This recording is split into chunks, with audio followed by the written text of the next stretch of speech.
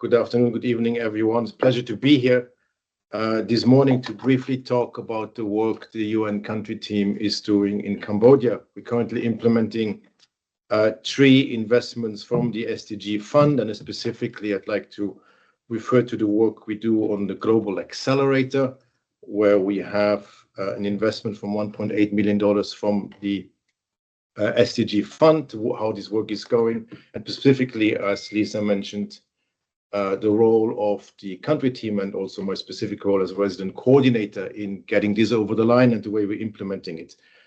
First, very quick context.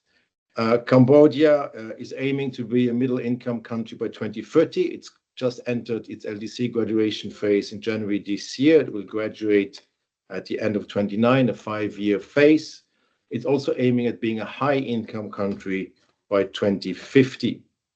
The informal economy is still very large. Roughly 2/3 of the economy remains informal. The skills gap is huge. We need to look at Cambodia in the context of its very particular history, coming out of decades of civil war and, of course, the Khmer Rouge period, which means in 79, everything started from zero in terms of education, skills development, and everything else. So while they aim to have 500,000 people being trained for particular skills for the labor market, only about a tenth of that is currently going through a specific formal training program. While there's massive investment being made into social protection and universal health coverage, specifically since the COVID days as well, it's still limited, and only about 30 to 40% of the population have coverage. So a lot of work to be done, and it's no surprise then to note that Cambodia has made social protection, universal health coverage, jobs, and skills development part of its 6 core priorities for the current government.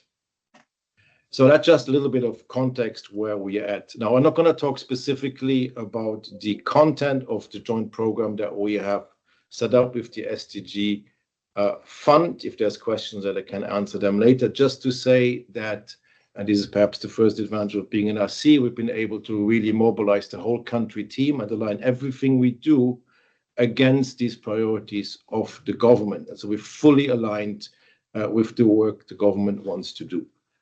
So let me then pass on to the main part of what I wanted to talk about today, which is really the role of the country team and specifically the leadership of the resident coordinator, as was suggested. I'd like to do this in 3 parts: vis-a-vis of the government, vis-a-vis of the country team, and vis-a-vis of development partners. Now, since we started this in the summer of 23, so almost 2 years ago, I've been able to lead a number of high-level engagements with the government and reach out to the Prime Minister himself and other ministers, and projecting the full strength of the country team. As resident coordinators, we have access to the government at the highest level, and having the strength of the country team behind us, it's easier, it's more credible, and it's more effective as if individual agencies do it by themselves. So this is a key leadership advantage that we have by equipping the resident coordinator with the role with the SDG Fund to lead these discussions and have a say how this money is going to be allocated within the country team, but most importantly, aligned with the government priorities and into the gaps vis-a-vis of other development partners where they might also exist, these gaps. What is important here is that this will ensure ownership from the government. So it's not a supply-driven initiative where we want to do certain projects like we might have done in the past, but where we can really make sure that we align and ensure the government ownership. One little message here in terms of ownership of the government, that also means that we need to go at the speed of our national partners. And we have to be mindful that when we talk about transformative approaches and impact and going fast and accelerating SDG progress, at the end of the day, we need to work at the speed and in the political context in which we operate. And that is not always the fastest, but if we don't have the ownership, we will certainly not succeed in the end. So really, vis-a-vis of government, the RC as having access to the highest level of government and representing the whole country team is a key advantage. And the SDG funds equip us with the not just initial financing and seed funding, but actually the mandate to do so. This leads me to the second part in terms of the country team. We as RCs can ensure that we have an impartial, that we have a neutral and objective assessment of capacities and of expertise and of comparative advantages across the country team on the ground, as well as, of course, non-resident agencies, on how we can best pull them together into the right kind of mix that not only delivers against the SDG Fund initial deliverables within the program, but actually catalyzes and incentivizes the collective work we're doing also alongside of this investment. So this is not just about investing $1.8 million against social protection and skills development. This is building the glue across everything the country team is doing. Now, it is true that these discussions can be difficult at times in the country team because you sometimes do see around the world a certain competitive element that emerges, but the RC leadership can ensure that we make this decision based on facts and objective comparative advantages and not on anything else, so that we can actually deliver. And it is really that particular investment we make that brings us together that is extremely, extremely useful. And I'd just like to highlight here in Cambodia, we have 36 UN entities on the ground. So you can imagine how important it is to incentivize collaboration as opposed to allowing competition to happen.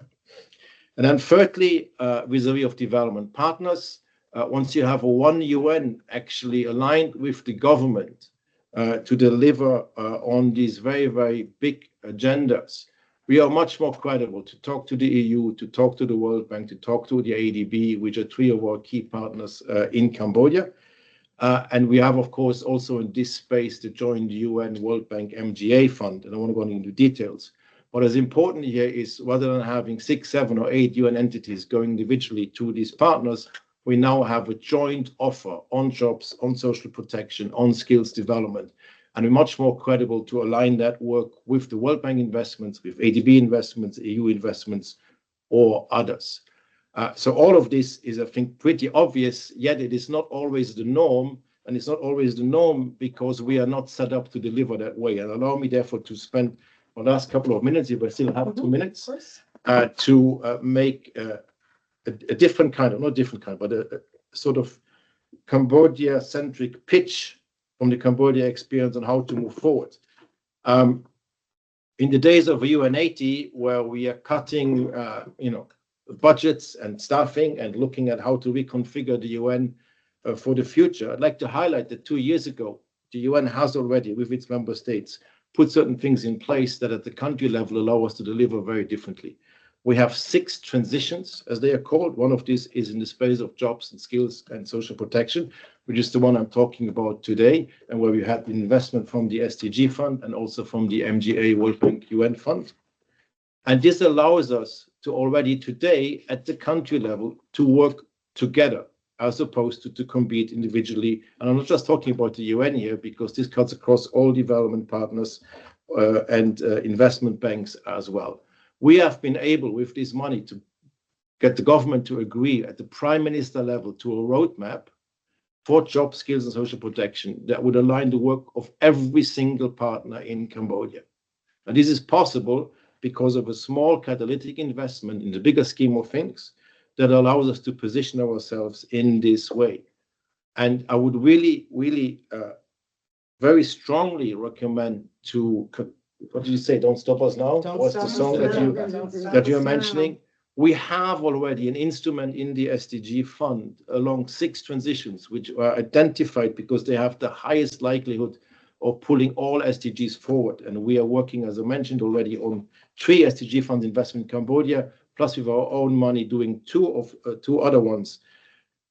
To our partners on this call, do incentivize collaboration using the existing mechanism, notwithstanding what UN80 will do with the UN and the development system in the future, or Seville, as you mentioned, that's coming up at the end of this month. We have an excellent instrument in the SDG Fund that allows us to be extremely strategic, extremely resource,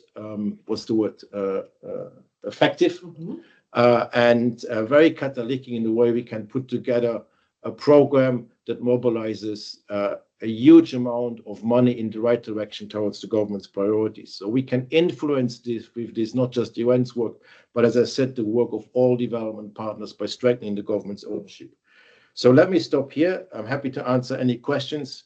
But as we're looking at, UN 2.0 and all of that, we have in the SDG Fund an instrument that really allows us to work very, very differently and very effectively at the country level. And I would really recommend highly to continue these investments and equip the RC and the country teams to work in that way. Thank you.